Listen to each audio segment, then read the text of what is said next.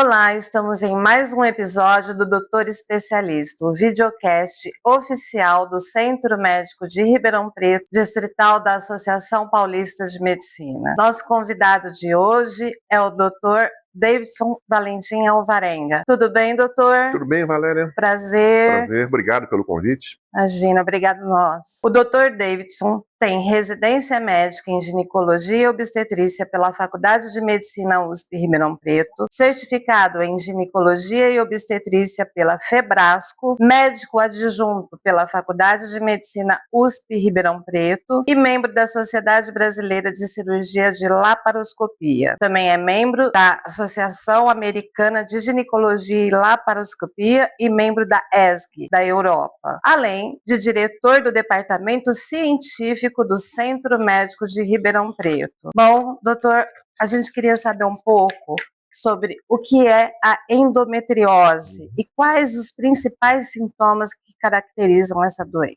Boa tarde, né? Endometriose é uma das ações que eu tenho muito grande no meu consultório, há muitos anos eu trabalho. Como eu trabalho na área de vídeo laparoscopia, a gente acaba trabalhando muito com essa área, tanto na endometriose mais simples, a endometriose infiltrativa. Endometriose é uma doença onde endométrio é aquela camada que fica dentro do útero onde você tem onde a gravidez se implanta. Quando este tecido ele vai para outro local que não é a cavidade uterina, ele implanta no peritônio, implanta no intestino, implanta na bexiga, implanta em qualquer local do organismo, nós temos a doença endometriose pélvica. E como diferenciar as cólicas no período pré-menstrual da cólica própria da endometriose? A chamada cólica menstrual, dismenorreia, é um processo comum, inclusive, para o adolescente.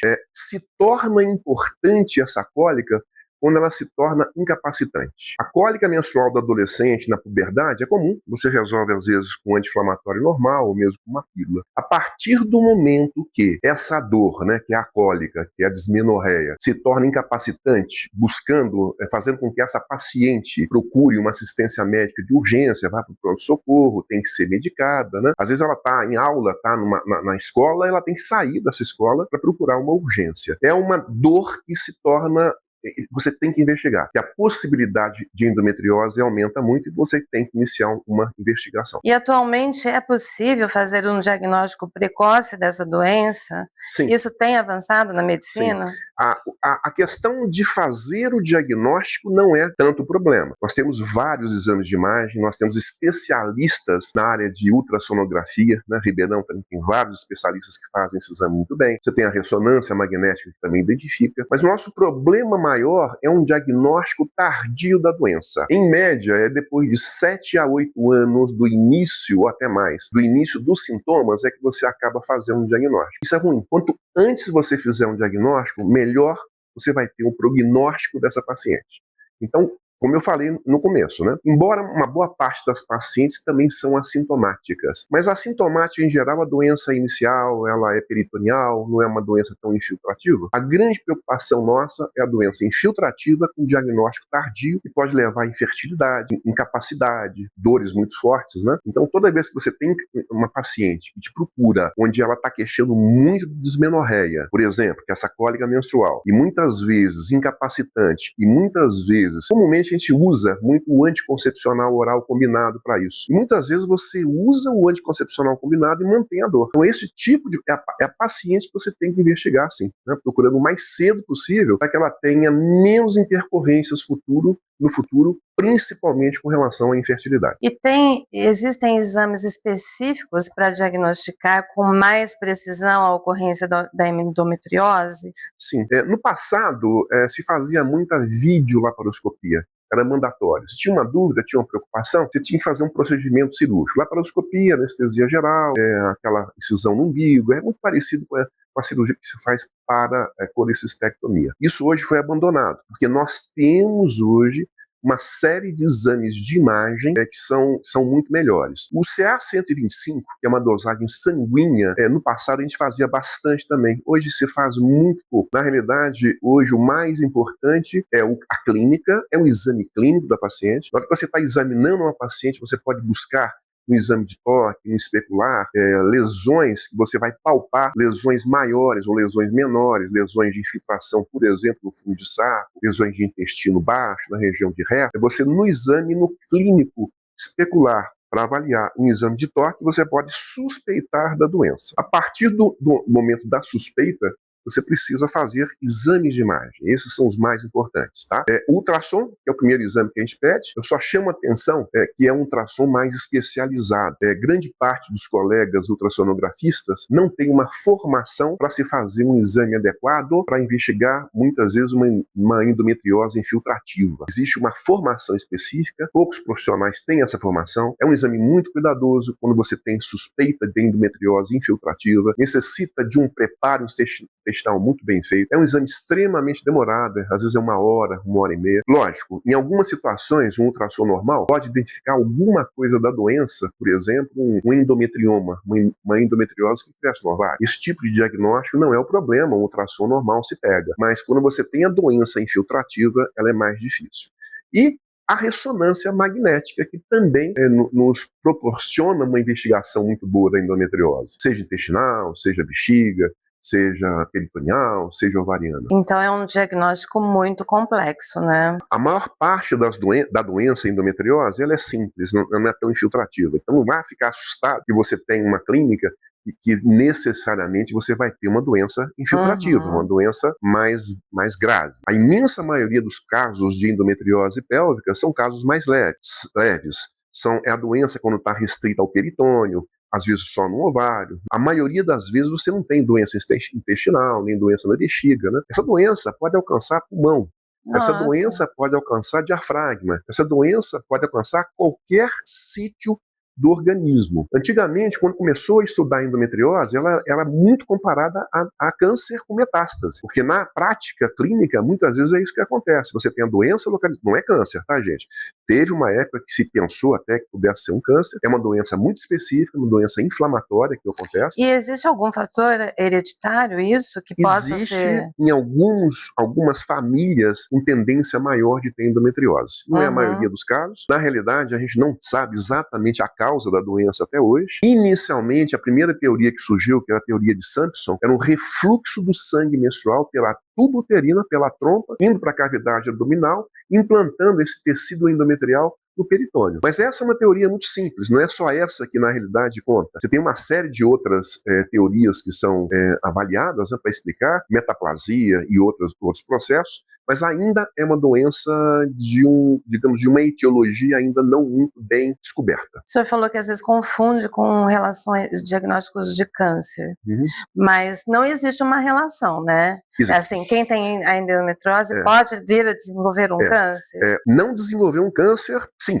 Tem uma parcela muito pequena, gente, de novo eu falo, isso aí é exceção, não é a regra, não é o dia a dia, mas tem alguns tumores de ovário, como o carcinoma endometrioide, está mais associado com a doença endometriose, sim. Uma incidência um pouco maior, não é uma incidência tão importante, tanto que na minha prática clínica diária, é muito raro, é muito ocasional o aparecimento desse câncer endometrioide junto com a endometriose, mas sim, essa doença tem uma relação, assim, de incidência muito baixa, mas sim. E, de uma forma geral, qual a faixa etária com maior incidência da doença? Vamos lá, a faixa etária que a gente descobre, né, normalmente é dos 30 até os 45 anos de idade. Só que, vamos lá, vamos pensar um pouquinho, porque é um diagnóstico tardio. Normalmente esse diagnóstico ele é feito de 8 a 10 anos depois que a doença começa a se instalar. Muitas vezes é desconhecimento do próprio clínico, do próprio ginecologista que está acompanhando a paciente, não investiga adequadamente. Muitas vezes a doença é uma doença muito inicial, muito pouco sintoma, né? Então ela acaba tendo uma dificuldade maior para se descobrir. Muitas vezes você vai investigar essa doença em pacientes inférteis.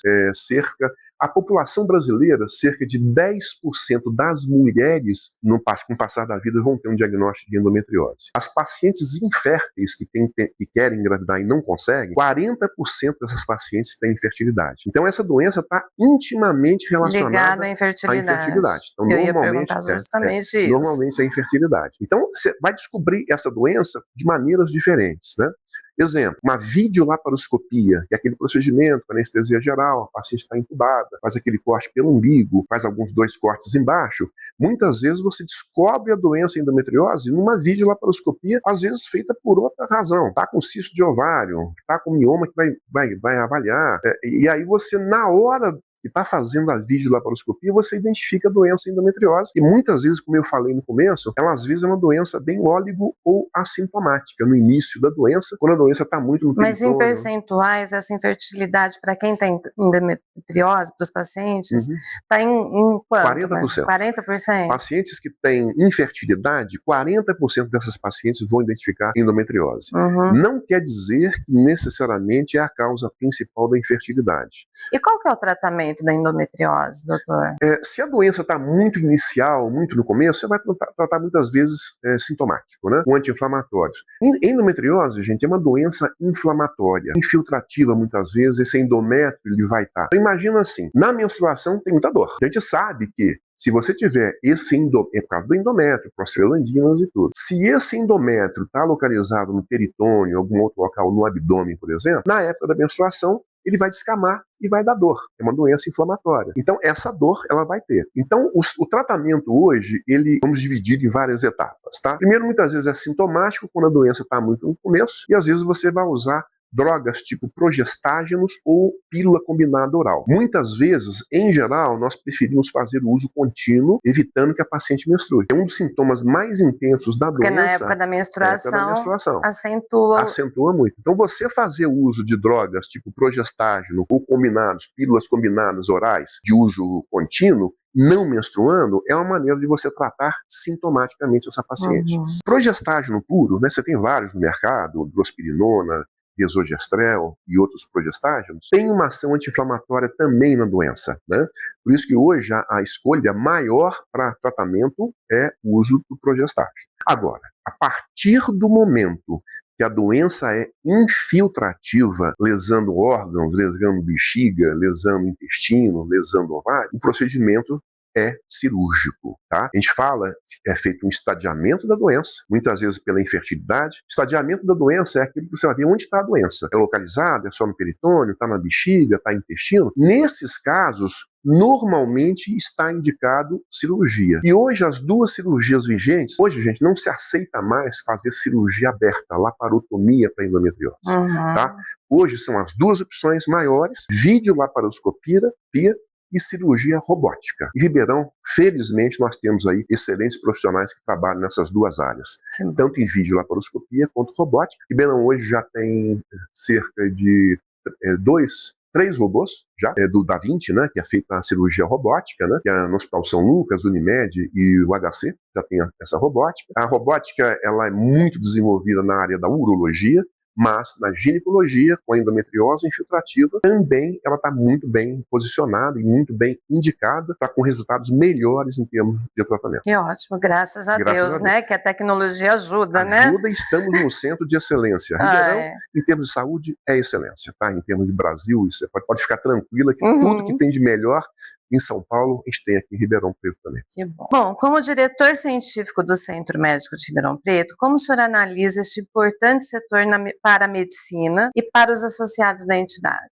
A doença, a endometriose, investigação? O departamento. O departamento, desculpe. Olha, o departamento científico do Centro Médico, a gente já tem tentado, digamos assim, incentivar todo tipo de procedimento científico hoje dentro do Centro Médico de Ribeirão Preto. Temos hoje áreas específicas para você fazer seu evento médico, né? Temos hoje 2 grandes auditórios, um maior e um menor, salas menores também. Aqui ao redor nós temos uma série de locais onde você pode fazer o seu evento, após o evento, algum tipo de confraternização também, e ainda temos algumas mudanças que vão ser feitas. Então traga o seu evento aqui para o Centro Médico de Ribeirão Preto. O local é amplo, estacionamento amplo, temos uma série de salas que podem ser utilizadas, é só entrar em contato com a gente, né, que a gente pode organizar o evento durante a semana, no fim de semana, né, para poder ativar cada vez mais a parte científica também do Centro Médico de Ribeirão Preto, Associação Paulista de Medicina. O senhor, como diretor científicos, o senhor, como é que fala? Incentiva a criação de departamentos por especialidades, é Também, isso, né? Hoje nós já temos algumas áreas e alguns departamentos específicos, tá? Já estão funcionando dentro aqui do Centro Médico. Se você tem intenção, tem vontade que a sua área seja ortopedia, seja dermatologia, endocrinologia, se você tem intenção de criar um departamento além dos eventos que a gente já comentou anteriormente, venha conversar comigo.